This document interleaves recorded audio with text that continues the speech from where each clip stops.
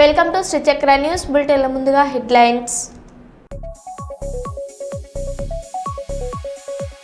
రాష్ట్ర రాజధాని అమరావతికి చట్టబద్ధత కల్పించినందుకు కర్నూలులో సంబరాలు.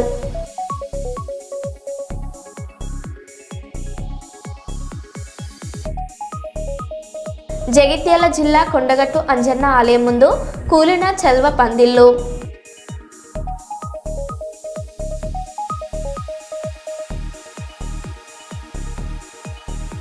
యాదాద్రి జిల్లా పిఎస్సిఎస్ సహకార సంఘం బ్యాంకులో మద్యం తాగుతూ పట్టుబడ్డ ఉద్యోగులు.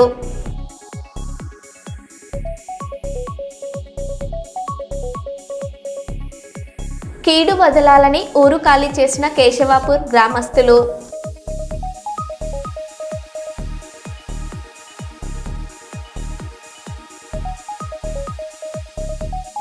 అస్వస్థకు గురైన విద్యార్థినిని ప్రభుత్వ వాహనంలో ఆసుపత్రికి తరలించిన జయశంకర్ భూపాలపల్లి జిల్లా కలెక్టర్ రాహుల్ శర్మ.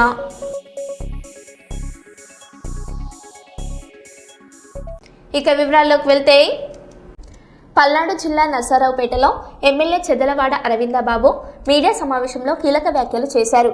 ఎస్పీ కార్యాలయంలో ఎలాంటి వివాదం జరగలేదని స్పష్టం చేస్తూ వస్తున్న వార్తలు అవాస్తవమన్నారు. ప్రజల కోసం పనిచేయడమే తన లక్ష్యమని తెలిపారు. ఎస్పీ ఆఫీస్లో లీగల్ అడ్వైజర్గా ఒక పోస్ట్ని 8 నెలల క్రితం మేము అప్లై చేయడం జరిగింది. ఇది అధికారబద్ధంగా జరిగేది, ఒక ప్రోటోకాల్. ఇటువంటి కార్యక్రమంలో ఇన్ఛార్జ్ మినిస్టర్ గారు గొట్టిపాటి రవికుమార్ గారు లెటర్ ఇచ్చారు. అదేవిధంగా ఎంపీ గారు కూడా లెటర్ ఇచ్చారు. ఎంపీ గారికి ఈయన chief election agent T Ramanarayana Prasad గారు మా ఫైల్ అనేది మాకు చూపించండి, ఇంతవరకు మాకు అపాయింట్మెంట్ రాలేదని మేము అడిగాము. ఆయన్ని చాలా గౌరవంగా మర్యాదగా అడిగాము. చాలా చక్కటి వాతావరణంలో సంభాషణ జరిగింది. అప్పటికప్పుడు ఆన్లైన్లో అప్లోడ్ చేసి డీజీపీ గారికి పెట్టి అపాయింట్మెంట్ ఆర్డర్ తెప్పించమని అడిగాం. అంటే 8 నెలలు కూడా జరగని పని మేము అక్కడ కూర్చొని ఒక 10 గంటల్లో నేను అపాయింట్మెంట్ ఆర్డర్ తీసుకురావడం జరిగింది. ఎక్కడ కూడా వివాదానికి చోట్లేదు, ఎక్కడ కానీ ఎస్పీ గారి గౌరవానికి చోట్లేదు. కానీ అరవింద్ బాబు అనేవాడు ప్రతి కార్యకర్తకి న్యాయం చేయడానికి ఎంత దూరమని వెళ్తాడని చెప్పి నేను మీడియా ముఖం తెలియజేస్తున్నాను. ఇది నాకు బాధ్యతే కాదు, హక్కే కాదు, నాకు బాధ్యత కూడా. నా కార్యకర్తల్ని, మా నాయకుల్ని కాపాడుకునే బాధ్యత నాకు ఉంది. ఎంత దూరమని వెళ్తాను, కానీ గౌరవంగా వెళ్తాను. పని సాధించుకొని నేను బయటకు వస్తాను. మా పార్టీ కార్యకర్తలు కావచ్చు, నాయకులు కావచ్చు, ప్రజాస్వామ్యంలోని ప్రజలు కావచ్చు, చదువుకునే బిడ్డలకి ఏదో విధంగా అవుట్సోర్సింగ్ జాబ్స్ క్రియేట్ చేసే బాధ్యత మేము తీసుకుంటాము. ఇప్పటికీ ఉమ్మడి కుటుంబం వచ్చిన తర్వాత నేను దాదాపు 600 మందికి అవుట్సోర్సింగ్ జాబ్స్ ఇవ్వడం జరిగింది. స్విచ్ ఆపరేటర్లు కావచ్చు, అవుట్సోర్సింగ్ జాబ్స్ కావచ్చు, స్వీపర్లు కావచ్చు, సెక్యూరిటీ వాళ్ళు కావచ్చు, ఏదైనా కానీ ఎంతోమందికి నేను ఇప్పించడం జరిగింది. ఎక్కడ కూడా ఒక అవినీతికి, ఒక రూపాయికి అవినీతి చోటు లేకుండా కూడా నేను అన్ని విధాల ప్రజలకు అండగా ఉన్నాను. నేను ఏ పని చేసినా, చంద్రబాబు నాయుడు గారు ఏ పని చేసినా ప్రజల కోసమే చేస్తారు. అరవింద్ బాబు కూడా ఏ పని చేసినా ప్రజల కోసమే చేస్తారని చెప్పి ప్రజలకు తెలుసు. అన్ని విధాల ప్రజలు నాకు అండగా ఉన్నారు. ఎప్పుడు కూడా ప్రజలు అరవింద్ బాబుకి అండగా ఉంటారు. ఆయనకున్న నీతి, నిజాయితీకి, నిబద్ధతకి వాళ్ళందరూ కూడా అండగా ఉంటారు. నేను ఒకటే చెప్తున్నా, చాలామంది మీడియా సోదరులు ప్రభుత్వ పరంగా సంవత్సరానికి 500 కోట్ల రూపాయలు యాడ్స్ పరంగా వాళ్ళు తీసుకుంటూ ఉంటారు. ప్రభుత్వం మీద ఆధారపడినట్టే ఉంటారు. ప్రతిపక్షంలో ఉన్నప్పుడు ఆ ఛానల్స్ మీద వైసీపీ నాయకులు దాడి చేస్తే ఉన్నది ఉమ్మడి కుటుంబ నాయకులు, కార్యకర్తలు మేము అండగా ఉన్నాం వాళ్ళకి. ప్రభుత్వం దగ్గర యాడ్స్కి డబ్బులు తీసుకుంటా ప్రభుత్వానికి వ్యతిరేకంగానే వాళ్ళు మరి పిచ్చిరాతలు రాస్తూ ఉంటారు. ఇది ప్రజాస్వామ్యబద్ధంగా ఎవరు కూడా క్షమించరు అటువంటి ఛానల్స్ని. ఎప్పుడు కూడా ఉమ్మడి కుటుంబంలో నాయకులు, కార్యకర్తలు, ఎమ్మెల్యేలు కానీ, ఎంపీలు కానీ ఓ చక్కటి నిబద్ధతోటి మేము ముందుకు వెళ్తూ ఉంటాము. హైదరాబాద్లో హనుమాన్ జయంతి శోభయాత్రకు విస్తృత భద్రతా ఏర్పాట్లు చేసినట్లు సిపి సజ్జనార్ తెలిపారు. గౌలిగూడ నుంచి ప్రారంభమైన యాత్ర 12 కిలోమీటర్ల మేర కొనసాగి తాడ్బంద్ వరకు సాగనుంది. 2 కమిషనరేట్ల పోలీసులు బందోబస్తులో పాల్గొంటూ యాత్రను పర్యవేక్షిస్తున్నారు. వీర హనుమాన్ జయంతి నగర ప్రజలకు అందరూ కూడా నా తరఫు నుంచి హైదరాబాద్ సిటీ పోలీస్ తరఫు నుంచి శుభాకాంక్షలు. ఈరోజు నగర వ్యాప్తంగా 168 ప్రొసెషన్స్ ఉండడం జరుగుతుంది. నేను ఇక్కడ గౌలిగూడ హనుమాన్ టెంపుల్ నుంచి ఇక్కడ యజ్ఞం చేసి ప్లస్ పూజ చేసి ఈరోజు ఇక్కడ నుంచి ప్రొసెషన్ ఇప్పుడే స్టార్ట్ అవుతుంది. ఆల్రెడీ కర్మన్ ఘాట్ నుంచి ప్రొసెషన్ ఉదయం 10 o'clock స్టార్ట్ కావడం జరిగింది. అది వచ్చి ఇక్కడ కోటి ఆంధ్ర బ్యాంక్ దగ్గర కలవడం జరుగుతుంది. తర్వాత ఈ ప్రొసెషన్ దాదాపు 12 కిలోమీటరు అక్కడ తాడబంద్ దాకా చేరుకుంటుంది. సో మొత్తము బోత్ మన Malkajgiri Hyderabad city police commissionerates ఉన్న ఆఫీసర్స్ అందరూ కూడా మన బందోబస్తులో ప్లాన్ చేయడం జరిగింది. దాదాపు 3,000 పైన సిబ్బంది బందోబస్తు చేయడం జరుగుతుంది. 2 కమిషనరేట్లు ఈ ఒక ప్రొసెషన్ ఉండడంతో 2 కమిషనరేట్లు కూడా అందరూ కూడా కోఆర్డినేట్ చేసి అట్లానే ఇక్కడ ఉన్న ఈ organisation committee Srikanth plus other వాళ్ళ మెంబర్స్ కూడా మనం కోఆర్డినేట్ చేయడం జరిగింది. మొన్న కూడా మనము మీటింగ్ కూడా ఏర్పాటు చేశాను. ప్రొసెషన్ కూడా చూడడం జరిగింది. వాళ్ళు కూడా గత సంవత్సరం కూడా బాగా సహకరించారు.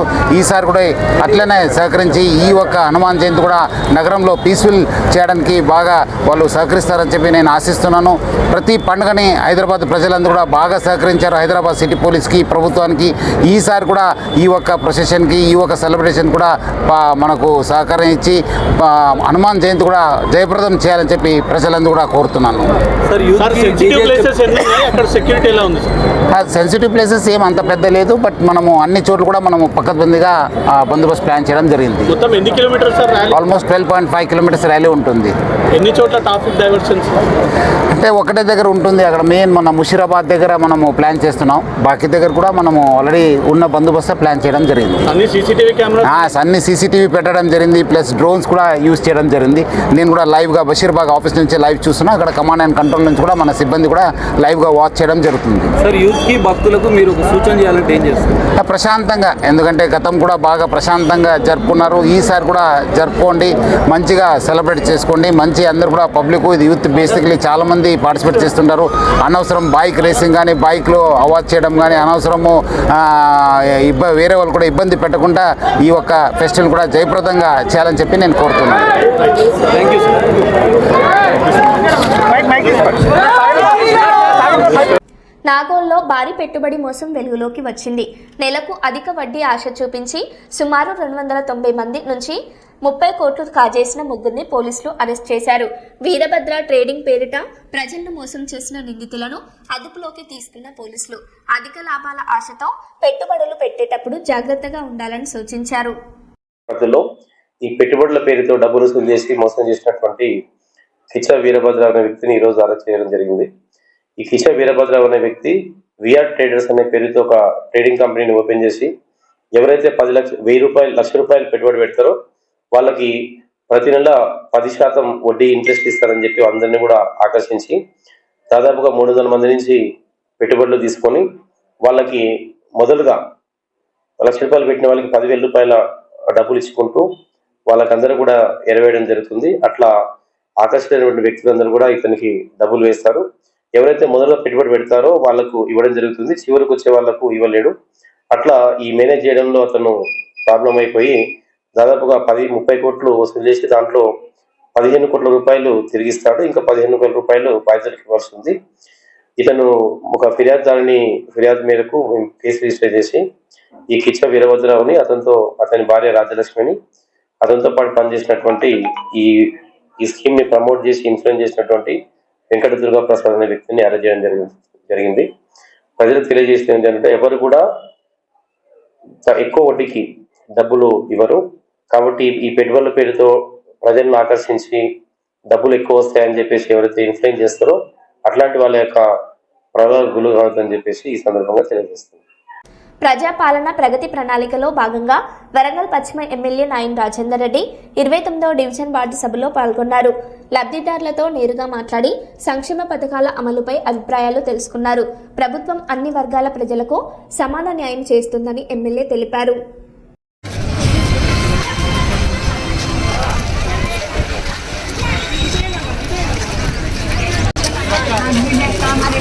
ప్రజాపాలన ప్రగతి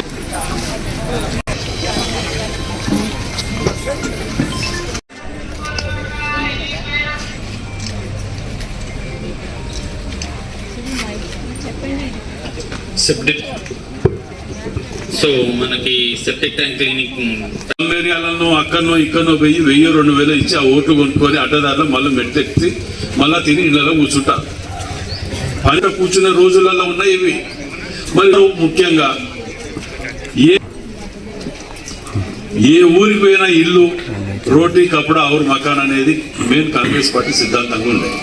ఇవన్నీ ప్రజలకు అందుబాటులో తెస్తున్నామా లేదా ఆలోచన చెయ్యాలి. ఓటేసేటప్పుడు 1000-2000 మన జీవితాలు పిల్లల జీవితాలు తాకట్టు పెట్టకుండా ఎవరు పని చేస్తే వారికే ఓటేయండి, మాకేయమని మేము అనట్లే. మేము గర్వంగా మేము తలెత్తుకొని మేము ఈ పని చేసినా మాకు ఓటేయండి అని అడిగే హక్కు మాకున్నది, మేము ముఖం ఉన్నది, మేము చేసి చూపించడానికని అడుగుతుంటాం. కానీ మీరందరూ కూడా ఇంటికి పోయిన తర్వాత గత 10 ఏళ్ళు ఈ 2 ఏళ్ళు ముందట పెట్టుకొని నిధులు 2 అంతలు 3 అంతలు ఎక్కువ నిధులు ఈసారి తీసుకురాగలిగినాం ఇవాళ ఈ నియోజకవర్గానికి. మరి ఏమేం పనులు జరుగుతున్నాయి ఏంటిది అనేది మనం కూడా తెలుసుకొని ఏ ప్రభుత్వం అయితే ఉంటే బాగుంటుంది, ఎవరికి ఓటేస్తే మనం గెలవగలిగితే దానికి ఎవరైతే చేయగలుగుతారో అనే ఒక ఆలోచన కింది స్థాయి వరకు కూడా ఉండాలి. ఈ పథకాలను ఇయ్యంగానే ప్రతి ప్రభుత్వం ఇంతలో ఇస్తలేదు, కానీ తీసుకొచ్చే ఇది కూడా ఉండాలి. ప్రణాళిక రూపొందించి గల 99 రోజులు పెట్టిండ్రు. దేనికి పెట్టిండ్రు? మీ అందరి దగ్గరికి వెళ్ళి మీకున్న సమస్యల మీద తెలుసుకోవటానికి, అధికారులను ఇట్లా కూర్చోబెట్టుకొని ఏ ఫైల్ కూడా పెండింగ్ ఉండకుండా తొందరగా క్లియర్ చేయడానికి, కానీ మీ సౌకర్యాలు అందుబాటులో ఉండే విధంగా మీ దగ్గరికి రావడానికి 99 రోజుల ప్రణాళికని రూపొందించి మీ ముందుకు రావడం జరుగుతున్నది. వీటన్నిటిని దృష్టిలో పెట్టుకొని పట్టణంలో ముఖ్యంగా స్లాబ్ ఉన్నోళ్ళు, ఇంకో ఉన్నోళ్ళు, కొద్దిగా ఎక్కువ డబ్బు ఉన్నోళ్ళు కనీసం చాలా మంది ఓటేయటానికి కూడా రారు లైన్లో నిల్చోవటానికి. ఆ ఎండలు ఎవరు నిల్చుంటారు ఓటేస్తామని. మరి ఆ ఓటే హైదరాబాద్ ఎల్బీ నగర్లో చికెన్ షాప్ వద్ద ఉద్రిక్తత నెలకొంది. బంద్ను పట్టించుకోకుండా షాప్ తెరచి ఉండడంతో అసోసియేషన్ సభ్యులు యజమానితో వాగ్వాదానికి దిగారు. షాప్ మూసివేయాలని డిమాండ్ చేయగా నిరాకరించడంతో ఆగ్రహించిన వారు గుడ్ల ట్రేలను రోడ్లపైకి విసిరి హంగామా సృష్టించారు. పరిస్థితి ఉద్రిక్తంగా మారడంతో పోలీసులు రంగంలోకి దిగారు.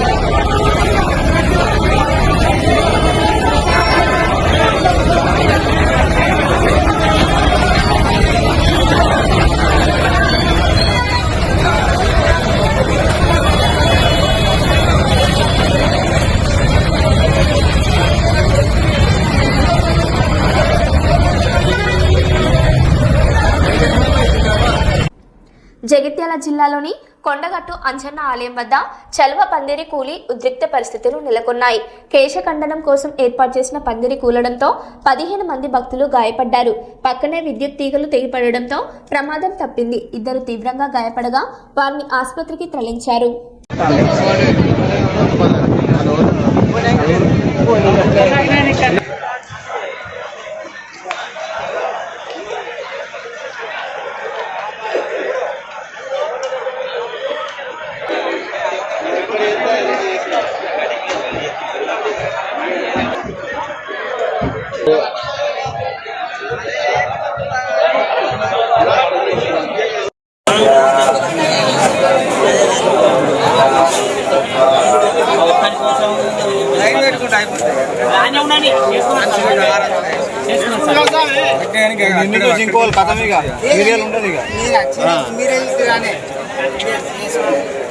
సీరియల్ రమ్మంటే నువ్వు తీసుకొచ్చి మళ్ళీ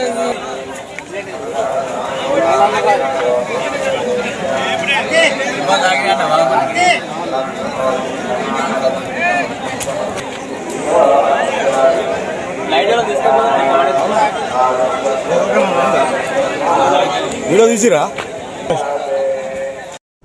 మూలపేట పోర్టుపై టెక్కలి వైసీపీ నాయకులు నియోజకవర్గ ఇన్ఛార్జ్ పేరడ తిలక్ సంచలన వ్యాఖ్యలు. మొన్న జరిగిన మూలపేటకు పోర్టుకు పోదాం పద అనే కార్యక్రమం విజయవంతం అవ్వటంతో మంత్రి అచ్చెన్నాయుడు జీర్ణించుకోలేక వైసీపీపై తప్పుడు ఆరోపణలు చేస్తున్నాడంటూ టీడీపీపై నిప్పులు చెరిగిన పేరడ తిలక్ 29వ తేదీ మధ్యాహ్నం 4:30కి సభ పెట్టుకోండి అని అనుమతి ఇచ్చారు. ఏం చేశారు? 29వ తేదీ మధ్యాహ్నం 4 గంటలకి నందిగాం సబ్ ఇన్స్పెక్టర్ గారు వచ్చి మీకు సభ పెట్టుకోమని అనుమతి ఇచ్చారని చెప్పి, అది కూడా కండిషనల్ సభ అని అనుమతులు తీసుకొచ్చి ఇచ్చారు. మర్చిపోయిన అచ్చెన్నాయుడు కోతి కళ్ళు తాగితే ఎలాగైతే గెంతులేస్తుందో, నిన్న 1వ తేదీ వచ్చింది కదా, బ్రహ్మాండంగా సభ సక్సెస్ అయింది. రాష్ట్ర వ్యాప్తంగా దానిపై చర్చ జరిగింది. చంద్రబాబు నాయుడు ఎలా క్రెడిట్ చోరీ చేస్తున్నాడో ప్రజలందరికీ అర్థమైంది. ఎవరు అనుమతులు ఇచ్చారో ప్రజలకు తేటతెల్లం జరిగింది. ఉత్తరాంధ్రలో ఉన్న వైఎస్ఆర్ పార్టీ సీనియర్ నాయకులందరూ కూడా ఆ సభలో హాజరయ్యారు. జిల్లా వ్యాప్తంగా ప్రతి నియోజకవర్గం నుంచి వైఎస్ఆర్ పార్టీ కార్యకర్తలు నాయకులు వచ్చారు. ప్రత్యేకించి టెక్కల్ నియోజకవర్గంలో భారీ స్థాయిలో గ్రామ స్థాయిలో ఉన్న వాళ్ళంతా కూడా ప్రజలు తండ్రులుగా సభకు హాజరయ్యారు. ఈ వాస్తవాల విషయాన్ని తెలుసుకుందామని చెప్పి హాజరయ్యారు. దీంట్లో పెద్ద గమ్మత్తు ఏంటంటే, అన్ని నేషనల్ మీడియాస్ కూడా, state media, national media, electronic media, print media ఈ విషయం మీద ప్రత్యేకమైన దృష్టి పెట్టి ఈ ప్రపంచానికి వాస్తవ విషయాలు తెలియజేశారు, ప్రచారం ఇచ్చారు, లైవ్ ఇచ్చారు. ఇక్కడ పడ్డదండి అసలు పని. అచ్చెన్నాయుడు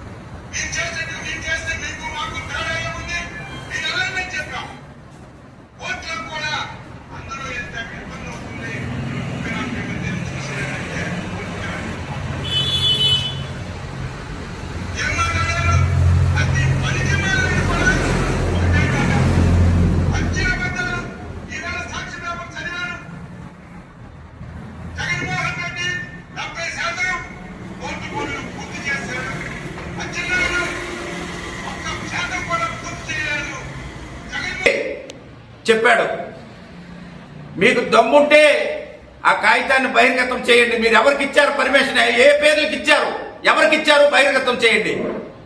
కలెక్టర్ గారు ఇది మీరు చెప్పాలా, లేదా ఎస్పీ గారు ప్రెస్ మీట్ పెట్టి ఇది చెప్పాలా? చెప్పకపోతే మూలపేటని 10,000 మందితో ఖచ్చితంగా వెళ్తాం.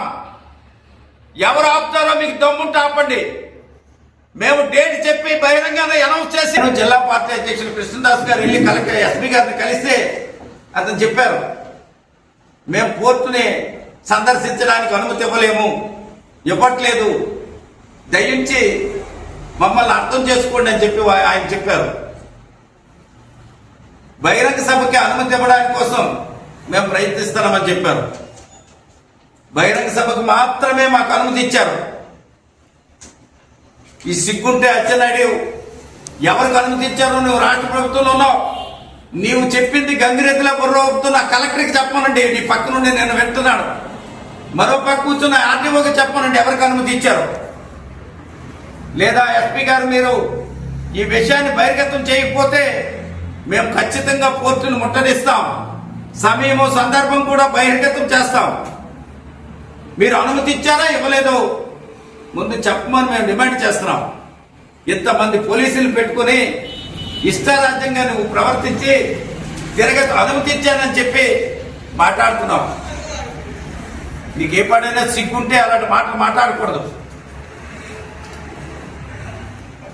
నువ్వు కేవలము ఆ ఏజెన్సీతో లాలూచీల కోసం 2 సంవత్సరాల పనులన్నీ తాత్కారం చేసి ప్రజలకు నష్టపెట్టి ఇబ్బందులు పెట్టి ఈ జిల్లా అభివృద్ధికి విఘాతుడుగా మిగిలిపోయిన నువ్వు ఈరోజు సభని సక్సెస్ అయితే ప్రజల్లో వాస్తవ విషయాలు తెలిసేయని, రాష్ట్ర వ్యాప్తంగా ఈ విషయం తెలిసిందని, నీ జిల్లాలో నువ్వేం దోచుకుంటున్నావో మీ నాయకుడికి తెలిస్తే మీ నాయకుడు నీకు తిట్టాడని ప్రెస్ మీట్ పెట్టి రానున్న 2 సంవత్సరాల కాలంలో రామగుండాన్ని ఒక అద్భుత నగరంగా తీర్చిదిద్దుతామని రామగుండం ఎమ్మెల్యే మక్కన్ సింగ్ రాజ్ ఠాకూర్ తెలిపారు. రామగుండం వార్డు సభలో ఎమ్మెల్యే రాజ్ ఠాకూర్, మేయర్ మహంకాళి స్వామి పాల్గొన్నారు. రామగుండాన్ని మెడికల్, విద్యా, వ్యాపార హబ్గా అభివృద్ధి చేస్తున్నామని తెలిపారు. నగరంలో రోడ్లు, డ్రైనేజీలు, మౌలిక వసతులపై భారీ పనులు చేపడుతున్నట్లు వెల్లడించారు. ప్రతి డివిజన్ను సుందరంగా ఉంచడానికి రోడ్లపై చెత్త వేయకుండా ఉండాలని సూచించారు. డ్రైనేజీలను క్లీనింగ్ చేయడం జరుగుతుందని తెలిపారు. ఈ కార్యక్రమంలో డిప్యూటీ మేయర్ పాతపల్లి ఎల్లయ్య, 47, 48, 49 డివిజన్ల కార్పొరేటర్లు దాసరి సాంబామూర్తి, నిర్మలాదేవి, సాగి సంతోష్ కుమార్, కార్పొరేటర్లు ముస్తఫా, ధూళికట్ట సతీష్, నగరపాలక సంస్థ అధికారులు పాల్గొన్నారు.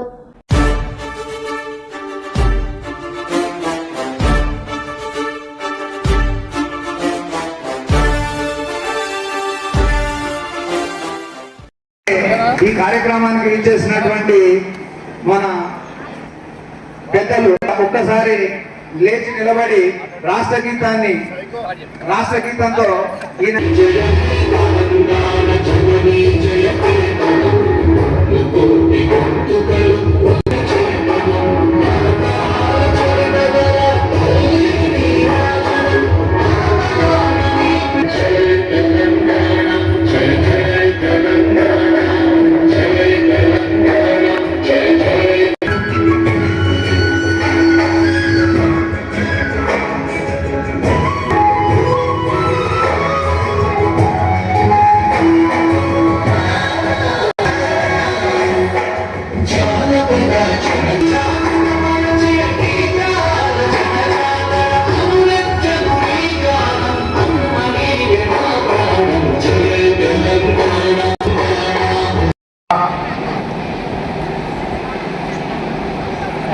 ప్రగతి ప్రణాళిక కార్యక్రమంలో భాగంగా 99 రోజులు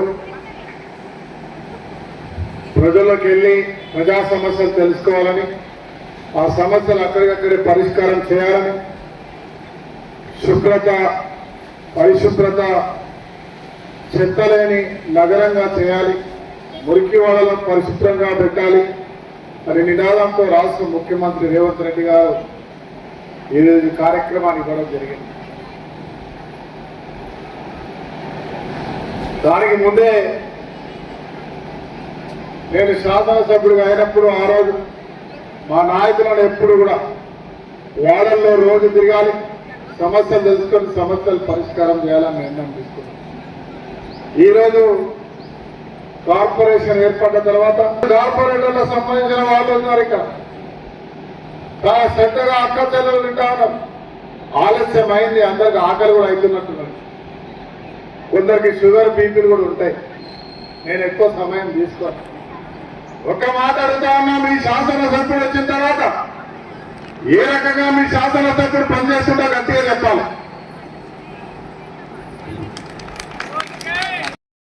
కళ్యాణ లక్ష్మి ఇలా గతంలో ఇస్తే ఎప్పుడు వస్తావో తెలియదు, కానీ దురతిగతిగా ఇవాళ కన్యాలక్ష్మి షాది ముబారక్ ఇస్తా ఉన్నాం.